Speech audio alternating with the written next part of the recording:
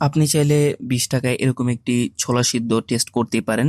তো মামাকে কোথায় পাবেন এটা বলে দিই। তো মামাকে কিন্তু আপনার যারা ইপিজেড এলাকায় আছেন, মানে নারায়ণগঞ্জ ইপিজেড এর আশেপাশে যারা থাকেন, তারা কিন্তু মামাকে পেয়ে যাবেন। এবং সে 8টা থেকে, মানে 8টা 9টার দিকে রাস্তার অপোজিটে থাকে। এবং এর আগের সময়গুলোতে সে প্রাইম ব্যাংকের একেবারে সামনাসামনি থাকে। এবং মামার সাথে কিছুক্ষণ দাঁড়িয়ে কথা হয়। এবং আজকের যেই, মানে মূলত মাখাটা, ছোলা মাখাটা, তো সে মূলত বলে যে আজকে আমার কাছে মনে হচ্ছিল যে কিছু একটা আমি কম দিয়েছি, এরকম কিছু।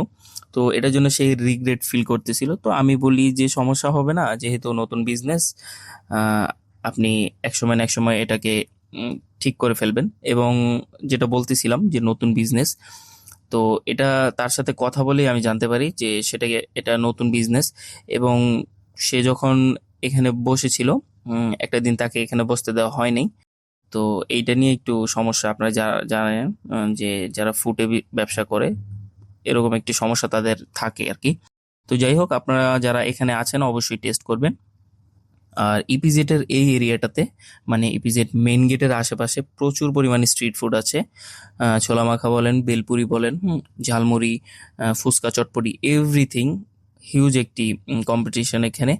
তো এখানে নতুন যারা ব্যবসা দিতে আসে, তারা কিন্তু অনেক কিছু ফেস করে এখানে ব্যবসা দিতে হয়।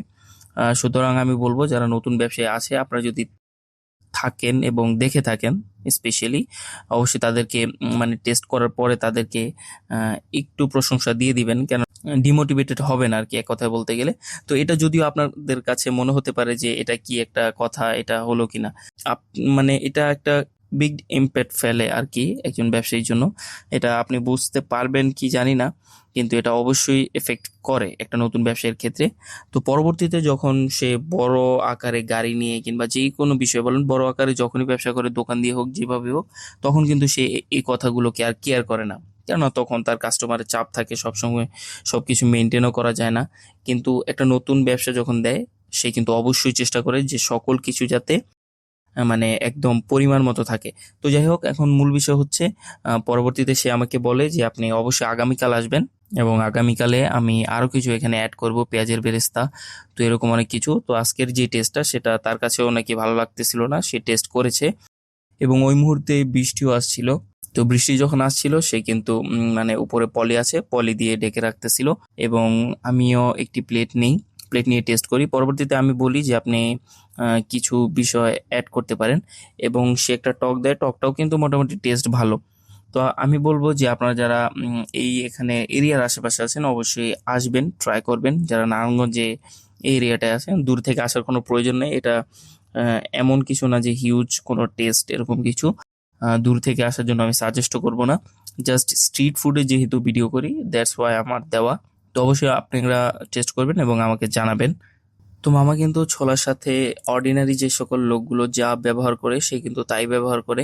মানে স্পেশাল কিছু ব্যবহার করে না। সেটা হতে পারে ফুচকার গুঁড়ো কিংবা চানাচুর গুঁড়ো করে।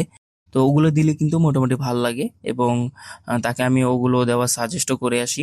এবং সে বিষয়টা আমলে নেয়। এবং পরবর্তীতে আমি যদি বলতে চাই যে উপকরণগুলোর মধ্যে সে ব্যবহার করে শসার কুচি, মরিচের কুচি, এবং আপনার অবশ্যই কাঁচামরিচ। এবং সে ব্যবহার করে ধনের গুঁড়ো, মানে ধনে পাতার গুঁড়ো, এবং বিট লবণ নর্মালি সে ব্যবহার করে। তো এগুলোই ব্যবহার করে। এবং সে কিন্তু সবসময় গরম দিতে পারে না, তার যে বোলটা আছে, বোলের নিচে কিন্তু কোনো রকম চুলা নাই। তো এটাও বলি যে আপনি যদি গরম দিতে পারেন, সেটা পরবর্তীতে আরো বেশি ভালো হবে। তো সে এটা বলে যে সে কিন্তু এটার প্রিপারেশন নিচ্ছে। তো এটা দেখতে পাচ্ছেন, এটা কিন্তু মূলত 20 টাকার একটি প্লেট। এবং দেখতে পাচ্ছেন আশেপাশে কিন্তু অনেক মানুষ আছে। এবং তাকে আমি প্রায় বলতেছিলাম যে লাইটের সামনে আসার জন্য, তাহলে ভালো করে আমি ভিডিও নিতে পারবো। পরবর্তীতে কাস্টমার চাপের কারণে সে কিন্তু মানে এখানে কখন আসবে, মানে আমার কথা ভালো করে বুঝতে পারতেছি না, মানে শুনলেও ভুলে যাচ্ছে, এরকম কিছু। তো পরবর্তীতে আর বেশি কথা না বলি, অবশ্যই আপনারা টেস্ট করবেন এবং জানিয়ে দিবেন। ধন্যবাদ।